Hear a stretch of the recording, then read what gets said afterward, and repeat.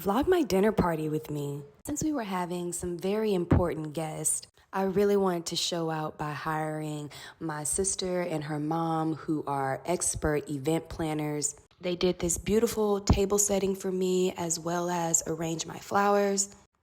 It really took a load off of me because it was just one less thing I didn't have to worry about putting the table together, which was great. I could focus on the food. We also hired our friend Yanette to help with the serving, which was great. So that way I didn't have to stay in the kitchen and whatnot. I could actually mingle. I served figs with caramelized sugar and melted brie cheese. This is one of those hors d'oeuvres that looks really fancy, but it isn't necessarily expensive.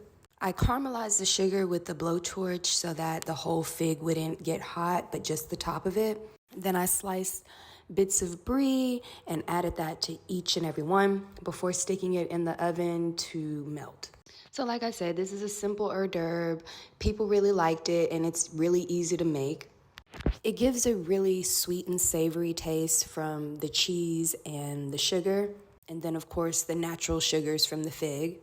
I put it in the broiler for about 3 minutes or so, and then this is how they came out. So the cheese is all melted. I plated it and then served it.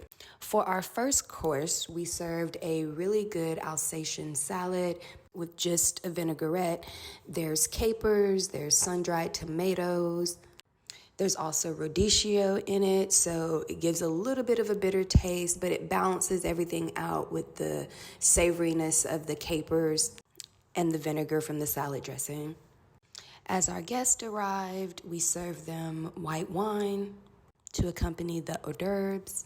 Our guest of honor was Wendell White.